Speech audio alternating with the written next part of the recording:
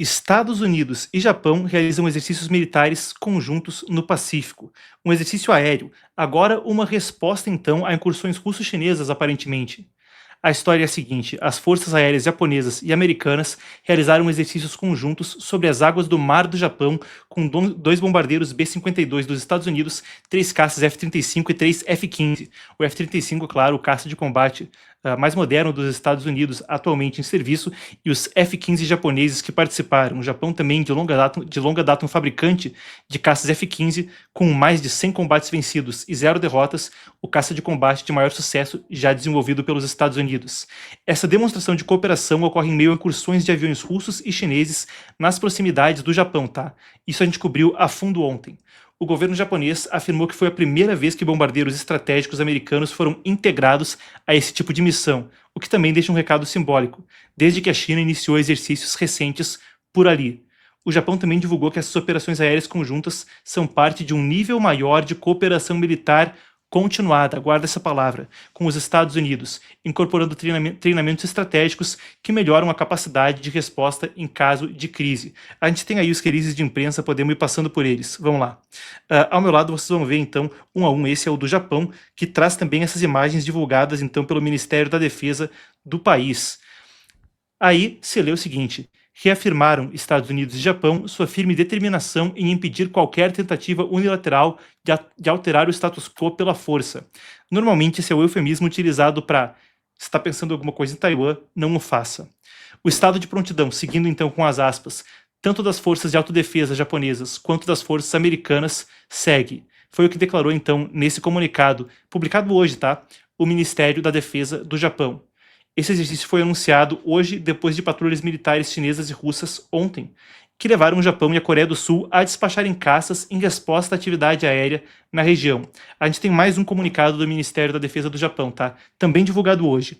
Vamos passar por ele.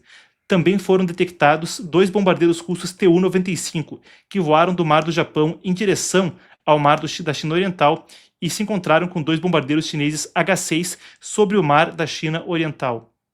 Muito bem, então, fica aí o registro da patrulha russo-chinesa. Depois voaram até o Oceano Pacífico, na costa da ilha principal de Shikoku, no Japão, e 4 caças chineses J-16 se juntaram aos bombardeiros enquanto eles voavam entre a ilha principal de Okinawa e a ilha Miyako-jima. São algumas das questões aí que foram divulgadas. Essas são as notas oficiais. Agora, China e Rússia deram resposta. O regime chinês negou as acusações de que as suas atividades militares recentes teriam violado o espaço aéreo de outras nações. Claro, uma negação aí, de certa forma, na cara dura, fazendo um comentário porque ativamente entrou no espaço aéreo da Coreia do Sul, coisa que foi registrada então pelos sul-coreanos. O regime chinês também disse que isso não representava uma ameaça imediata. A descrição de Pequim foi que os exercícios eram parte de um plano de cooperação e rotina de treinamento que não eram provocativos. Muito bem, essa então a declaração do outro lado foi o que disse o regime chinês. Para entender melhor o assunto, eu volto com ela que estava cobrindo a pauta com a gente ontem. Chama a entrevista, a gente conversa agora com Amanda Ricouri, editora de China e acompanhando também a análise de assuntos internacionais aqui no Epoch Times Brasil.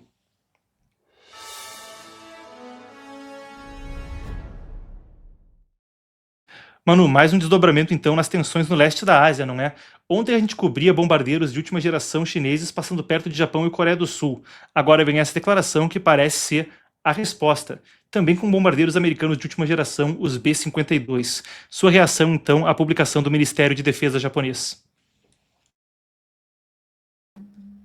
Perfeito, Marcos. Bom, falando, na verdade, sobre a questão de uma forma geral e o que se relaciona muito com o que disse, então, o governo japonês, tudo isso, esse exercício militar entre os Estados Unidos e o Japão que aconteceram agora, foi um reforço muito grande do apoio que os Estados Unidos já têm dado para o Japão nos últimos tempos. Como a gente, inclusive, falou aqui no canal, surgiu aquela reportagem do Wall Street Journal algumas semanas atrás, falando que depois que a Sanai Takaichi, a primeira-ministra do Japão, acabou engrossando reforçando ali o discurso com o regime chinês e disse que então o Japão teria que intervir militarmente caso o regime chinês tentasse invadir a ilha de Taiwan, que depois dela ter falado isso, Xi Jinping teria ligado então para Donald Trump e reclamado disso, e Trump teria ligado para Sanai Takaichi pedido para ela baixar o tom.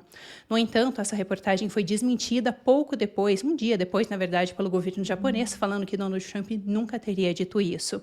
E esse exercício conjunto entre os dois países, então, simboliza, traz à tona esse apoio que os Estados Unidos está dando para o Japão, porque, relembrando, a localização ali do Japão é muito importante para os Estados Unidos. Então, não é somente o apoio a um aliado, é um apoio também à segurança do próprio Estados Unidos. Então, é muito interessante a gente analisar realmente e destacando que desde a semana passada que teve esse aumento desses exercícios militares do regime chinês, dessas agressões contra o Japão, essa foi a primeira vez, então, que o governo americano demonstrou um apoio militar diretamente para o Japão. Manu, ainda nesse caldo, você falava recentemente a respeito de como no panorama mais amplo entre a relação entre os Estados Unidos e o Japão, esse governo japonês de Sanai Takaichi era um fator muito importante a ser observado. E traz para a gente mais à tona um pouco do que você estava descrevendo ontem, até para a gente entrar a fundo nisso, a respeito da questão das cadeias de ilhas. Por que seria tão importante para os Estados Unidos, nesse momento, então, também sinalizar força junto ao Japão frente à ameaça do regime comunista chinês? Perfeito, Marcos. Bom, isso se relaciona muito com a discussão que a gente, na verdade, já tem vindo à tona ao longo dos últimos meses, que é se os Estados Unidos defenderiam Taiwan ou não. Porque, claro, essa questão com o Japão iniciou justamente por conta das declarações de que o Japão, então, interferiria militarmente num ataque a Taiwan. Mas o porquê, então, que muito provavelmente o governo americano teria que fazer alguma coisa, e teria que fazer alguma coisa, então, se acontecesse alguma coisa ali com o Japão. Claro, eles têm vários tratados de defesa mútua entre os dois países ali.